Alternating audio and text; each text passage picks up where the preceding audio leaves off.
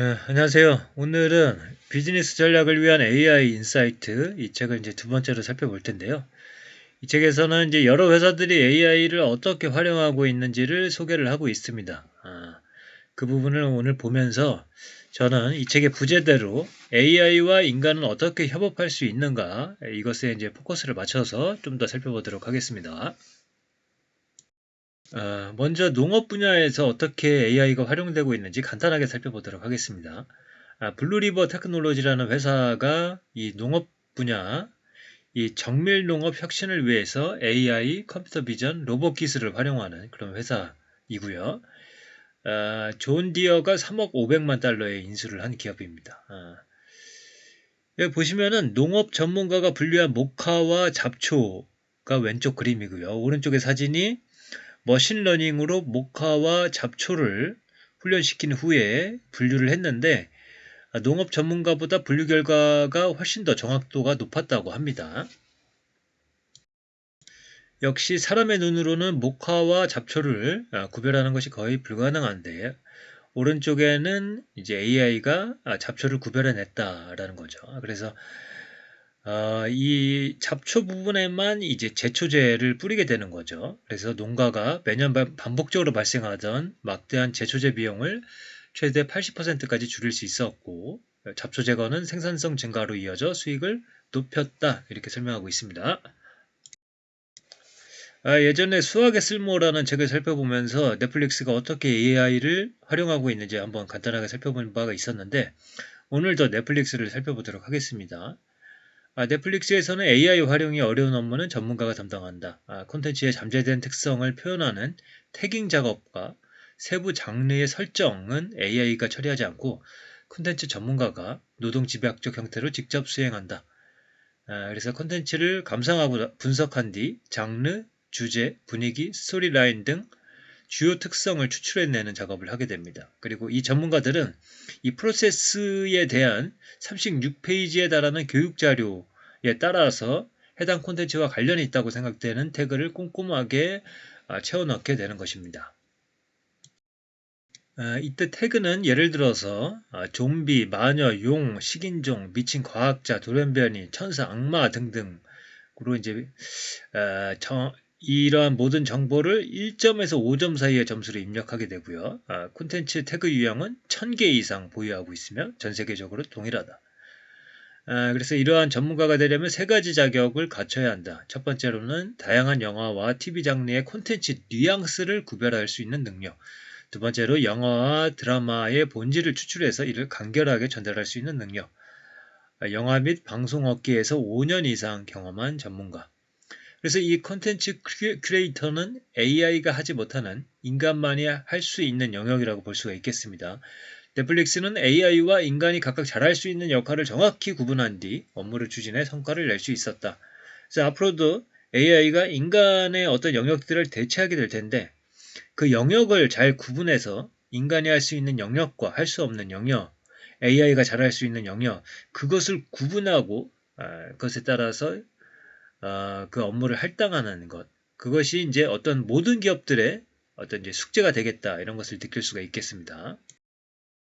그래서 넷플릭스의 콘텐츠 추천 알고리즘은 여러 가지가 있는데 첫 번째로는 사용자 기반 협업 필터링. 기존 사용자의 행동 정보를 분석해서 타깃 사용자와 비슷한 성향의 사용자들이 선호했던 항목을 추천한다. 그리고 아이템 기반 협업 필터링. 예를 들어서 아기 기저귀를 구입한 사용자가 맥주를 구매했다면 역시 아기 기저귀를 구입하는 구매자에게 맥주를 추천하게 됩니다. 그 다음에 모델 기반 협업 필터링은 이 아이템에 내재되어 있는 숨어있는 잠재 모델의 패턴을 이용하는 기법이다. 예를 들어서 한국 영화 클래식 이제 손예진 씨가 주연한 영화인데요. 이 클래식을 좋아하는 사용자가 있다면 그 영화를 좋아하는 이유를 파악해내는 것입니다. 그 사람은 이제 손예진 씨가 좋아서 그 영화를 좋아할 수도 있고요. 그 영화의 OST를 좋아서 그 영화를 좋아할 수도 있겠죠. 그래서 예를 들어서 손예진 씨를 좋아하는 사람이라면 그것을 분석해서 손예진 씨가 주연한 영화들을 추천할 수가 있겠죠. 그다음에 콘텐츠 기반 필터링, 이것은 아이템 정보를 분석해서 타깃 사용자가 과거에 좋아했던 아이템들과 비슷한 아이템을 추천하는 것이다. 그리고 앙상블 추천 알고리즘은 여러 모델을 생성한 후 결과를 예측하는 프로세스다. 이제 좁게 말하자면 위에서 기술한 협업 필터링과 콘텐츠 기반 필터링의 예측 결과를 결합해서 진행하는 최종 추천을 생각할 수 있다. 이제 종합적으로 이제 보는 알고리즘이다. 뭐 이렇게 저는 이해를 하고 있습니다. 그 다음에 카드 회사에서 어떻게 AI를 활용하는지를 이제 설명하고 있는데요. 그 중에 하나가 이런 겁니다. 이제 거래 유형을 이제 클러스터링 하고요. 이렇게 그룹핑을 하고 그런 클러스터에 속하지 않는 예외적인 아웃라이어들이 발생을 하면은 이게 이제 사기 거래일 가능성이 높다. 이런 식으로 이제 파악을 하는 겁니다. 그래서 유사한 속성을 가진 관측 데이터를 묶어서 클러스터로 만드는 클러스터링 알고리즘. 그리고 특이한 속성으로 인해서 주요 클러스터에 속하지 않는 아웃라이어가 발견되면 사기 거래라고 인식하는 그런 겁니다. 그 다음에 이 카드 회사에서 사기 거래를 인식하는 데 사용되는 이 마르코프 모델을 이렇게 설명을 하고 있습니다. 예를 들어서 이제 온라인 뱅킹 고객의 일반적인 이제 사용 순서가 로그인을 하고 계좌의 잔고를 확인하고 송금을 하고 로그아웃을 한다. 이렇게 되는데 예를 들어서 로그인을 하자마자 비밀번호를 변경하고 이메일을 변경하고 새 수신자를 추가한 다음에 송금하고 수신자를 삭제하고 로그아웃한다. 이런 것들은 이제 예외적으로 이제 발견되는 패턴이기 때문에 사기 거래라고 인식할 수 있도록 만드는 겁니다. 여기서도 인간의 역할은 어디까지인가 한번 생각을 해보면 이제 저자는 이렇게 이야기를 하고 있습니다. 영화 관람권 티켓팅처럼 수행할 수 있는 기능과 작업수가 제한된 단순한 영역에서는 이제 빨리 교체가 될 수 있다. 그러나 금융산업처럼 복잡한 영역에서는 사기 수법이 훨씬 더 정교해지고 빠르게 변화하고 있기 때문에 자동 식별까지는 상당한 시간이 걸릴 수도 있다. 이제 사기 기술을 계속 고안하고 있기 때문에 이를 감지하려면 AI와 머신러닝 그리고 인간의 협업이 반드시 필요하다고 이렇게 보고 있습니다. 그 다음에 미국의 스티치픽스라는 회사인데요. AI 데이터 기반으로 개인화된 퍼스널 스타일링 서비스를 제공해서 AI 기업으로 발돋움했다. 고객의 신체 유형, 취향, 지출 한도, 그리고 상황에 맞는 의류를 제안할 수 있는 탁월한 능력을 지니고 있다. 그래서 이제 홈페이지에 가보니까요, 뭐 이렇게 설명하고 있더라고요. Tell us what you like, we'll find what you love. 당신이 좋아하는 것을 우리에게 이야기를 해주면, 우리는 당신이 사랑하는 것을 발견해 줄 것이다. 그래서 이제 대충 정보를 기입하면 우리가 미처 알지 못했던 것들, 우리가 진짜로 좋아하고 있는 것들을 우리가 제공을 해주겠다 이런 겁니다. 그래서 당신의 스타일, 핏, 그리고 가격, 당신의 스타일 퀴즈에 맞춰서 우리가 그런 것들을 찾아내겠다. 그래서 이 회사는 이제 구독 서비스로 이제 성장한 회사거든요. 그래서 돈을 얼마를 내면은 매달 뭐 5가지 품목인가 어떤 그 패션에 관련된 품목들을 보내줍니다. 그래서 그 중에 마음에 드는 것들은 갖게 되는 거고 마음에 들지 않으면 반품을 하게 되는 뭐 그런 형태의 서비스를 제공을 했는데요.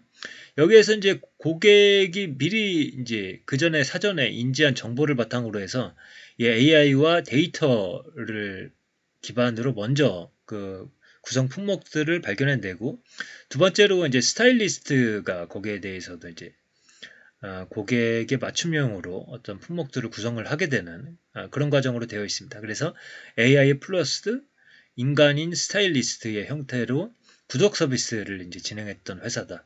근데 이 회사가 사실은 책에 나오지 않는 내용이지만은 이제 성장의 한계에 부딪혀서 그러니까 주가도 떨어지고 그러다 보니까 기존의 구독 서비스 말고 구독 서비스는 사실은 패션에 대해서 결정하기 싫어하는 사람들, 바쁜 사람들을 위해서 구독 모델로 미리미리 이제 그 패션에 관련된 품목들을 보내주는 거였는데 이 패션에 대한 관련된 거를 이제 자기가 고르면서 기쁨을 누리는 사람들도 있거든요. 완전히 정반대의 사람들이죠.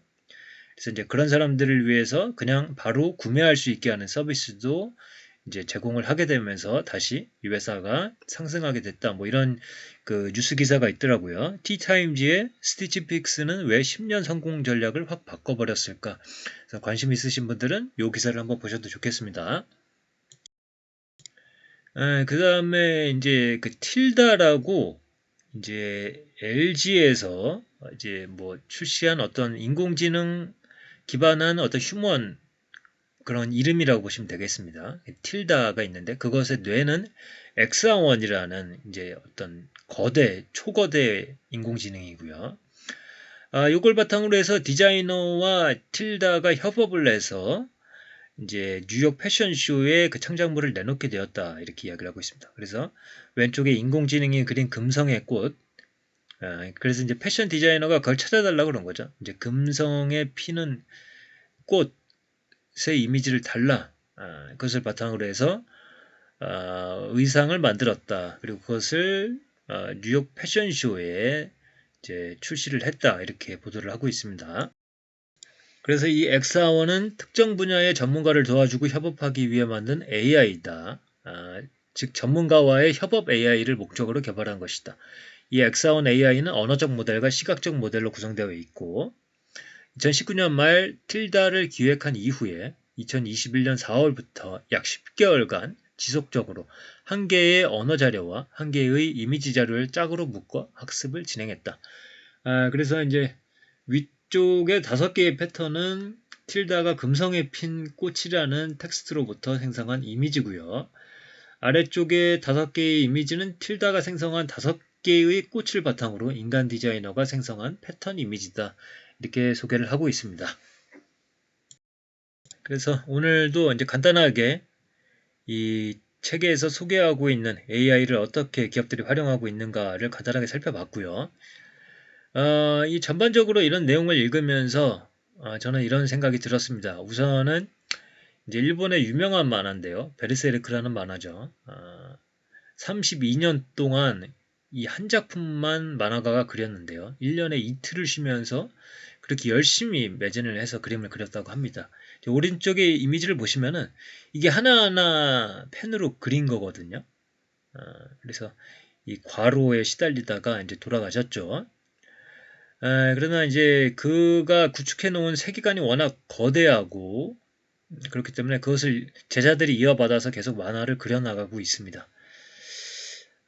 사실 이 만화가는 세계관도 특이하고 만화도 세세하게 열심히 그렸던 작가입니다. 그런데 가장 중요한 것은 어떻게 보면 철학적이면서도 종교적이면서 방대한 그의 세계관이라고 할 수가 있겠는데요.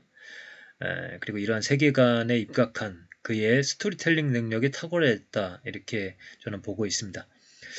그래서 앞으로 만화는 AI에게 맡기고 핵심적인 스토리텔링이라던가 어떤 구상이라던가 어떤 캐릭터를 만들어내는 것 이런 것에 집중할 수 있는 시대가 열리지는 않을까 이렇게 한번 생각을 해봅니다. 그러면서 제 개인적인 생각으로는 초중고로 치면은 국어학습, 대학으로 치면은 인문학 교육이 가장 중요해지는 시대에 진입하고 있는 것은 아닐까라는 생각이 듭니다. 온갖 기능적이고 패턴적인 것들은 다 AI로 바뀔 것이기 때문이죠. 그러나 비명시적 지식, 암묵적 지식을 다루는 인문학, 무엇보다 시대의 흐름을 가장 먼저 읽고 새로운 미래를 예지하는 이 시인과 문학가들의 역할을 패턴 인식기들이 대체할 수는 없지 않을까 이런 생각을 한번 해봅니다. 그러면 오늘의 내용은 이것으로 마치도록 하겠습니다. 감사합니다.